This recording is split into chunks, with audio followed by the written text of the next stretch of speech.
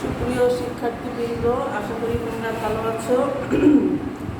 এই করোনা মহামারীর ভিতরে আসলে সবাই ভালো থাকো এই আশা আমরা করি বা দোয়া করি। তার মাঝে আমি বেশ কিছুদিন একটু অসুস্থ ছিলাম, ঠান্ডা জ্বর কাশি। তো আশা করি এই বিশৃঙ্খলভাবে ঘোরাফেরা করে আমার মতন যেন এই ধরনের সমস্যায় তোমরাও পড়ো না, ভালোভাবে বাসায় থাকো। আর আমরা যে অনলাইন ক্লাসের ভিতরে সমস্যার ভিতরেও তোমাদের এটা যে চালিয়ে যাচ্ছি, আশা করি এটা তোমরা ফলো করবে এবং বাসায় থেকে নিরাপদ দূরত্ব বজায় রেখে বাসায় থেকে তোমরা এই পাঠ পরিকল্পনাগুলো একটু রপ্ত করার চেষ্টা করো, যাতে তোমাদের যে পাঠ পরিকল্পনা আমরা হাতে দিয়েছি আর অনলাইন ক্লাস দুটো একসাথে মিলিয়ে অন্তত প্রস্তুতি নিতে পারো পরীক্ষার জন্য। এবং এই প্রস্তুতিটা তোমাদের বার্ষিক পরীক্ষা কিন্তু হবে আমরা আশা করছি। আগে যদি এই প্রস্তুতিগুলো তোমরা নাও তাহলে আশা করি তোমরা সফল হবে। আর বারবার করে তোমাদেরকে আমি বিশেষ করে আমার বাংলা দ্বিতীয় পত্রের কথা বলছি, এটাই যে ভিতরে ভালো করে পড়বে। এই পড়ার ভিতরেই তোমাদের 30 মার্কের যে অবজেক্টিভ অর্থাৎ সৃজনশীল বাদে যে 30 মার্ক আছে বহু নির্বাচনী, ভিতর না পড়লে কিন্তু ভালোভাবে অ্যান্সার করতে পারবে না। তো অবজেক্টিভ অর্থাৎ বহু নির্বাচনী যদি তোমরা ভালোভাবে উত্তর না করতে পারো, তাহলে সাবজেক্টিভ অর্থাৎ সৃজনশীলের সাথে এইটা মিলে যে একটা ভালো রেজাল্ট অর্থাৎ এই ক্লাসের যে আশা আমরা করছি তোমাদের দ্বারা, এইটা কিন্তু তখন কষ্ট হয়ে যাবে। অতএব আশা করি যে দুটোকেই ভালো করতে হবে।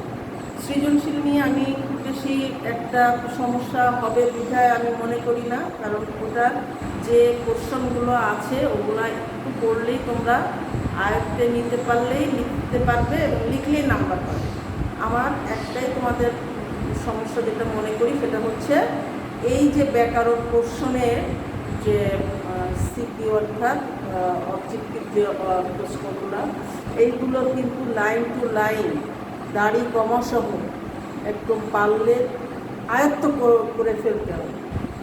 আর এই ফাঁকে আরেকটু কথা তোমাদের বলে দিই, আগামী ক্লাসে হয়তো আসবে প্রতিটা টিচারের মোবাইল নম্বর সহ আমরা একটা চার্ট তোমাদের মাধ্যমে তোমাদের কাছে পৌঁছাই দেওয়ার চেষ্টা করব এই অনলাইন ক্লাসের মাধ্যমেই, অর্থাৎ RSS2 অনলাইন টিভি এর মাধ্যমে আমরা প্রত্যেক টিচারের মোবাইল নাম্বারটা দিয়ে দেওয়ার চেষ্টা করব। আশা করি তোমাদের যদি কারো কোনো বিষয়ে কোনো সমস্যা ফেস করো, তাহলে সেই বিষয় শিক্ষকের মোবাইল নাম্বারে তোমরা যোগাযোগ করবে।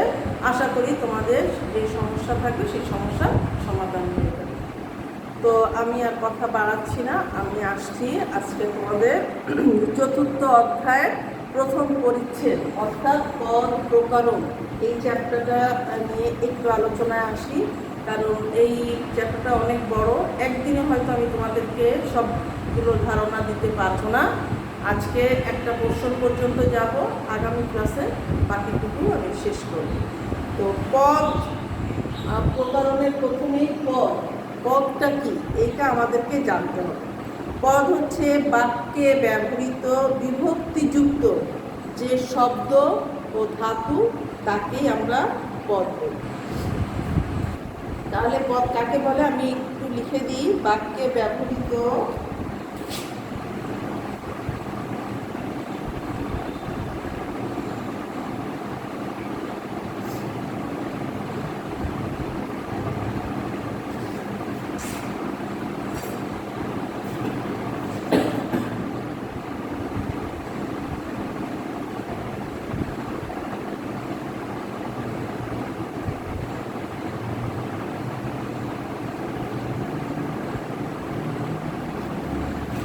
ব্যবহৃত, আশা করি তোমরা বই এবং খাতা নিয়ে লিখেও নিতে পারো, অথবা বইটাকে ফলো করলে হবে, লেখার দরকার নেই। বইয়ের ভিতরে সুন্দর করে লেখা আছে শব্দ ও ধাতুকে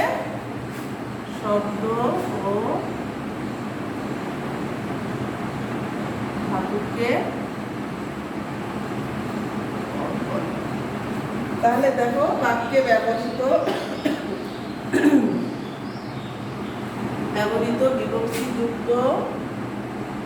বিভক্তিযুক্ত শব্দ ও ধাতুকে পদ।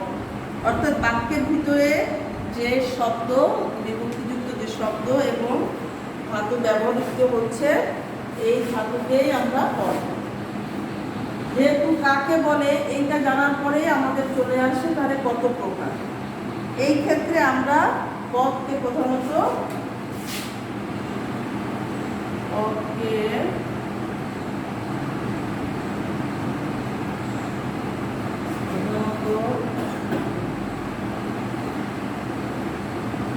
দুই ভাগে ভাগ করতে পারি।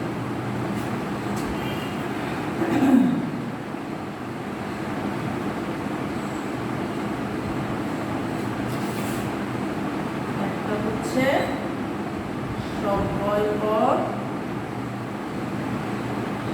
আর দুই হচ্ছে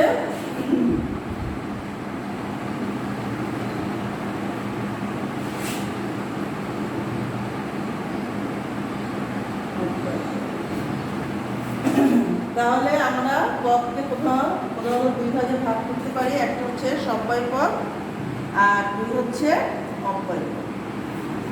এই সব্যয় পদকে আমরা কিন্তু আবার চার ভাগে ভাগ করতে পারি। এটা কম বেশি আমরা সবাই জানি। এক হচ্ছে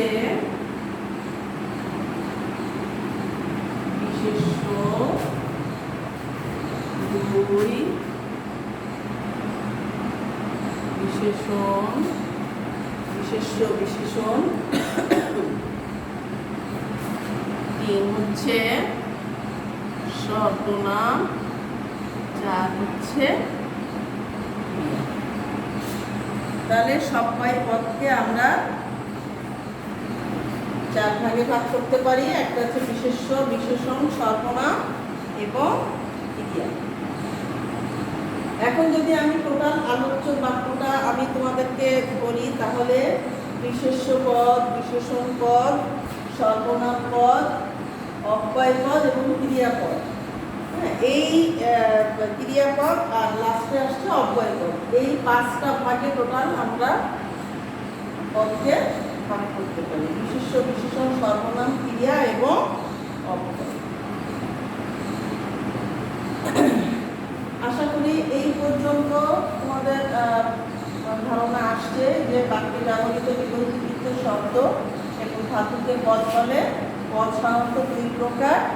তোমাদের কিন্তু এখনই এইটুকু মুখস্থ হয়ে যাওয়ার কথা।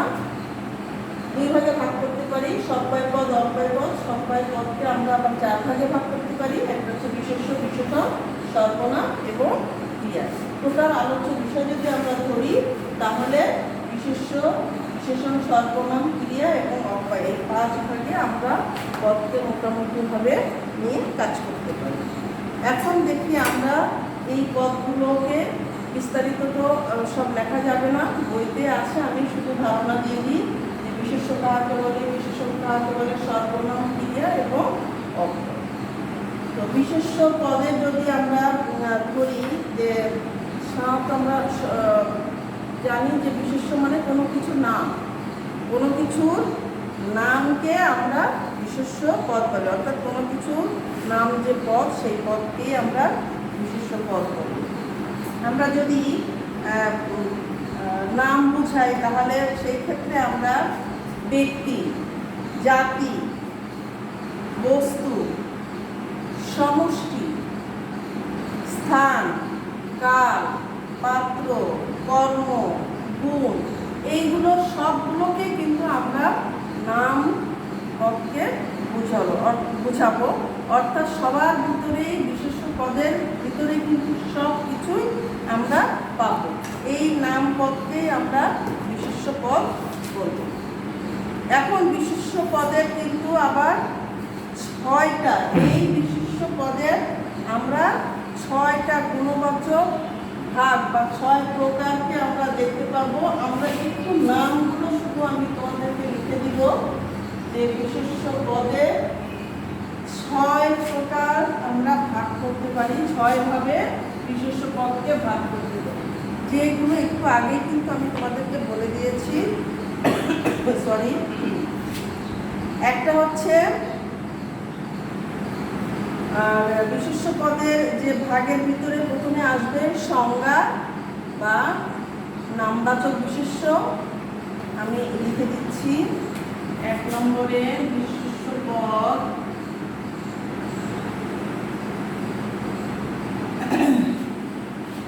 সাধারণত 6 প্রকার। বিশেষ্য পদ 6 প্রকার। একটা হচ্ছে সংজ্ঞা বা নামবাচক বিশেষ্য। 2, আমি কি বলছি, নাম, জাতি, গুণ, কাল, পাত্র, স্থান।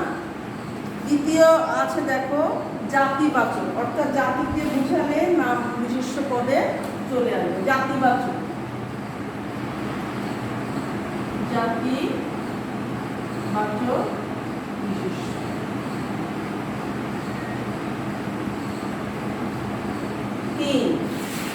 3 আছে বস্তু। আগেই আমি তোমাদেরকে বলেছি, আমি নামগুলো আগে লিখে দিচ্ছি। বস্তু বা দ্রব্যবাচক, বস্তু বা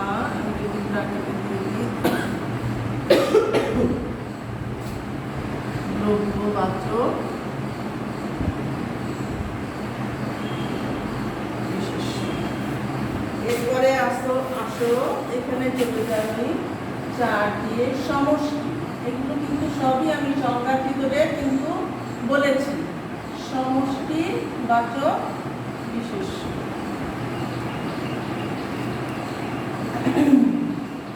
তারপরে আসছে ভাব, ভাববাচক বিশেষ্য।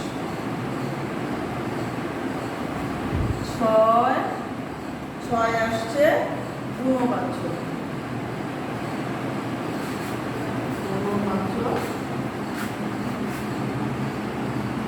বিশেষ্য। তাহলে দেখো তোমরা যে আমরা যে বিশেষ্য পদের 6 রকম বলেছি, সেই 6 রকমের ভিতরে কিন্তু আমি সংজ্ঞার ভিতরেই কিন্তু বলে দিয়েছি যে আমাদের নাম, জাতি, বস্তু, সমষ্টি, ভাব, গুণবাচক, এরপরে আরও আছে স্থান, কাল, পাত্র। তো আমরা মোটামুটি 6 প্রকারের ভিতরে সবগুলোকে নিয়ে আসার চেষ্টা করছি। সংজ্ঞাবাচক অর্থাৎ নামবাচক বিশেষ্য, জাতিবাচক বিশেষ্য, বস্তু বা দ্রব্যবাচক বিশেষ্য, সমষ্টি অর্থাৎ একসাথে ভাববাচক আর গুণবাচক। এইগুলো কিন্তু তোমাদের বইতেই বিস্তারিত সুন্দর করে দেওয়া আছে। তো নামবাচক তো তোমরা বুঝতেই পারছো যে যদি কোনো ব্যক্তি, ভৌগোলিক, তারপরে ভৌগোলিক স্থান, ব্যক্তির নাম বা গ্রন্থ বা বইয়ের যেটাকে আমরা বলি এই নামে বিশেষায়িত হয়, সেইগুলোকে আমরা সংজ্ঞা বা নামবাচক বিশেষ্য বলি। যেমন যদি ব্যক্তির নাম ধরে মনে করি যে নজরুল, রবীন্দ্রনাথ, হ্যাঁ, এই ধরনের অনেক নাম আছে, মাইকেল, মধুসূদন, এরকম ব্যক্তি বিশেষের নাম আছে। সাধারণ মানুষেরও নাম থাকতে পারে। তো এগুলো হচ্ছে ব্যক্তি। ভৌগোলিক অর্থাৎ বিভিন্ন জায়গা, যেমন ঢাকা, দিল্লি, লন্ডন, আমেরিকা, এগুলো তোমাদের আর হচ্ছে ভৌগোলিক স্থানের ভিতরে আসতে পারে। আবার গ্রন্থের কথা বলেছি, বিভিন্ন বই যেমন গীতাঞ্জলি, তারপরে অগ্নিবীণা, তারপরে বিভিন্ন যে আমাদের আরও যেগুলো বই আছে, দেশ বিদেশ বইতেই আছে, বিশ্বনবীর যে বই, অর্থাৎ বইয়ের বিভিন্ন গ্রন্থের যে নামগুলো। এরপরে দেখো আছে জাতিবাচক। জাতি বলতে আমরা যে পদ দ্বারা কোনো এক জাতীয় প্রাণী বা পদার্থের যে সাধারণ নাম বোঝায় তাকে আমরা জাতিবাচক বলি। অর্থাৎ জাতি কোনো কিছুকে বোঝানো হয়। যেমন আমরা কিন্তু মানুষ, যদি বলি যে মানব জাতি, তাহলে কিন্তু সমগ্র মানুষকে, এখানে কিন্তু হিন্দু, মুসলিম, খ্রিস্টান, বৌদ্ধ এরকম কোনো ভেদাভেদ কিন্তু থাকবে না। মানুষ জাতি, সে মুসলিম হতে পারে, খ্রিস্টান হতে পারে, হিন্দু হতে পারে, অন্য ধর্মাবলম্বী যে কোনো ধর্মাবলম্বী হতে পারে। মানুষ অর্থাৎ মানুষ জাতিকে আমরা বোঝাচ্ছি। তারপর যদি বলি যে গরু, পাখি, অর্থাৎ গরু বললে গরু পুরো একটা জাতিকে, গরুদের একটা সমষ্টিগত আছে গরু নাম, গরুকে আমরা জাতির মাধ্যমে ফেলতে পারি। পাখি, গাছ, পর্বত, নদী, এইগুলো সবই কিন্তু জাতির ভিতরে পড়ে। এরপরে বস্তু বা দ্রব্যবাচক, অর্থাৎ যে কোনো পদের কোনো উপাদানবাচক পদার্থের নাম বোঝায় তাকে আমরা বস্তু বা অর্থাৎ জিনিস বা দ্রব্য, এগুলোকে আমরা দ্রব্য বা বস্তুবাচক বলি। যদি আমরা বলি বই, খাতা, লবণ, থালা, বাটি, এগুলো কিন্তু বস্তু। এই কলম বস্তু, এই যে ডাস্টার দিয়ে লিখলাম, মুছলাম, এগুলো হচ্ছে বস্তু। সমষ্টিবাচক বিশেষ্য, সমষ্টিবাচক বিশেষ্যটা হচ্ছে যে সমষ্টিগত, অর্থাৎ একসাথে যে পদে বেশ কিছু সংখ্যক ব্যক্তি বা প্রাণীর একটা সমষ্টি, অর্থাৎ একসাথে বোঝায় সমষ্টি, সেটাই হচ্ছে সমষ্টিবাচক বিশেষ্য। যেমন আমরা যদি বলি সভা, মনে করে এক জায়গায় আজকে সভা হচ্ছে, সেই সভায় কিন্তু অনেকেই থাকতে পারে, এখানে কোনো ভাগ বিচার নেই, একসাথে সবাই থাকতে পারে। সভা, সমিতি, জনতা, পঞ্চায়েত, অর্থাৎ গ্রামে যে সভাগুলো হয় পঞ্চায়েতের মাধ্যমে, তারপরে কোনো মহফিলের কথা যদি আমরা বলি, তো এইগুলো সমষ্টিবাচক শব্দের পদের ভিতরে, বিশেষের ভিতরে পড়ছে। এরপরে ভাব অর্থে চিন্তা করা। আমরা সারাদিন কি চিন্তা করি? সারাদিন হচ্ছে বিভিন্ন কাজের জন্য যে বিশেষ্য পদের কোনো ক্রিয়া মানে কাজ, তোমরা জানো, কোনো ক্রিয়ার ভাব বা কাজের যে বহিঃপ্রকাশ, যে প্রকাশ ভঙ্গি, সেটাই হচ্ছে ভাববাচক বিশেষ্য। যেমন যদি আমি তোমাদেরকে বলি এই জায়গায় যে গমন মানে কোনো জায়গায় যাওয়ার যে উদ্দেশ্য, গমন, সেই যাওয়ার যে আগে আমাদের কিছু প্রিপারেশন থাকে, কিছু ভাব থাকে, কিছু প্রস্তুতি থাকে, যেটাকে আমরা বলি বা কাজ। গমনের পূর্বে যে কাজ, এই গমনের পূর্বের যে কাজগুলো, যে এইগুলোকে আমরা ভাবের, অর্থাৎ তুমি ভেবে নিচ্ছ আমি এইটা নিব, ওইটা নিব, এইগুলো করতে, আমার বাসার দরজা জামা দিতে হবে, আমার সব কিছু দেখে শুনে যেতে হবে, এইগুলো হচ্ছে ভাবনা, ভাব। তারপরে দর্শন বলতে দেখা। আমি একটা কোনো জায়গায় যাচ্ছি, কোনো জায়গায় বলতে দর্শনীয় জায়গায়, যেখান থেকে আমাদের অনেক কিছু জানার, দেখার, বোঝার, তারপরে মনে রাখার, এরকম কিছু। অর্থাৎ কোনো যদি জাদুঘরের কথা বলি, বা আমরা মাঝে তোমাদেরকে নিয়ে গিয়েছিলাম বিভিন্ন জায়গায় পিকনিকের উদ্দেশ্যে, সেখানে আমরা হচ্ছে শেখ বাসায়তে গিয়েছিলাম, দিনের ওখানে গিয়েছিলাম, তারপরে শেখ রাসেল স্কোয়ারে গিয়েছিলাম।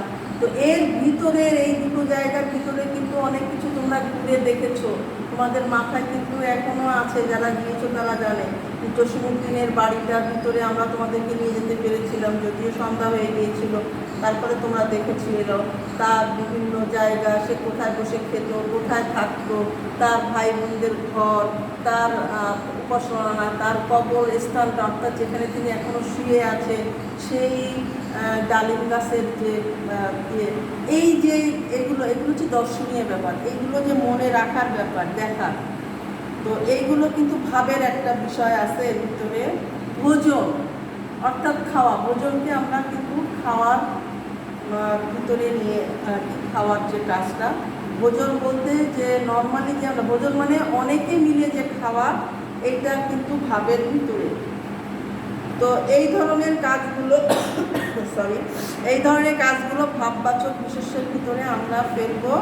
এরপরে আছে দেখো গুণবাচক, অর্থাৎ গুণ বলতে যে মানুষের বা বস্তু বা যা বিভিন্ন জাতি যে দোষ গুণ, এই যে বোঝানো, এই দোষ গুণকে গুণের নামই বোঝানোর ভাবকে আমরা গুণবাচক বিশেষ্য বলবো। যেমন যদি বলি মধু, মধুর কথা বলি, মধুর কিন্তু মিষ্টতা, ওই মিষ্টতাই হচ্ছে মধুর একটা গুণ। তারপরে যদি দুধ, দুধ তরল, আমরা সবাই জানি তরল দ্রব্যের গুণ, তরল বলতে দুধ, মনে করো তেল, মনে করো এই যে তারল্যটা অর্থাৎ পাতলা, তারল্য বলতে পাতলা, এইটাই হচ্ছে ওই তরল পদার্থের গুণ। তারপরে তিক্ত, তিক্ত দ্রব্যের গুণ অর্থাৎ তিক্ততা, যে যদি মনে করি যে উচ্ছে বা করলা যদি বাসায় রান্না করে এত তিতা খেতে পাচ্ছি না, অর্থাৎ ওই যে তিতা, এই তিতাটা হচ্ছে তার গুণ, তিক্ততা বা বৈশিষ্ট্য যেটাকে বলি।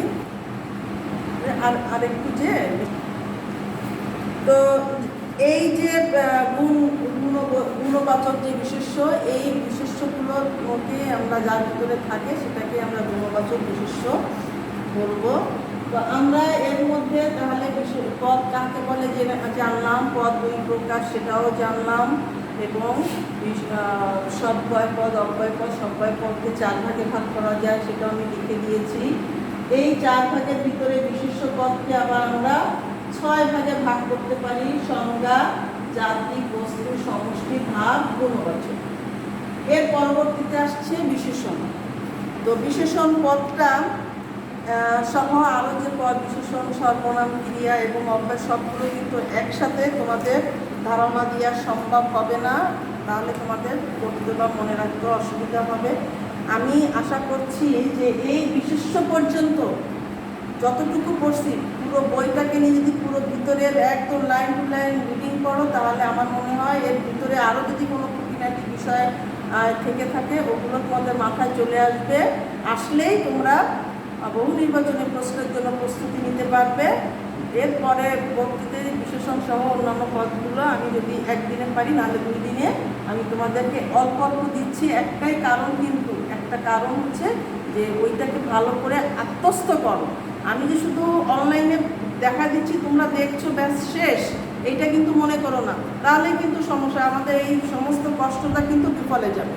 অতএব আমি চাই যে অল্প যতটুকু দিচ্ছি ততটুকুই কিন্তু বাড়িতে ওইটা পড়ে ফেলবে। ওটা যদি রেখে দেবে না, কালকে পড়বো, কালকে একসাথে 2টো পড়ে ফেলবো, তাহলে কিন্তু তুমি পিছিয়ে যাবে। অতএব আজকে আমি একটু অসুস্থ ফিল করতেছি, তো দোয়া করো আমার জন্য। আর তোমরা সবাই একটু সাবধানে থেকে পড়াগুলো করে ফেলবে। আমি সহ অন্যান্য টিচারও তো পড়া দিচ্ছে, তো সবগুলো বেশি দিনে তো পড়তে পারবো না। অতএব অল্প অল্প করে যেটাই দিচ্ছি পড়ে ফেলো। আশা করি তোমরা কামিয়াব হবে। সবাই ভালো থাকো, সুস্থ থাকো। আল্লাহ হাফিজ।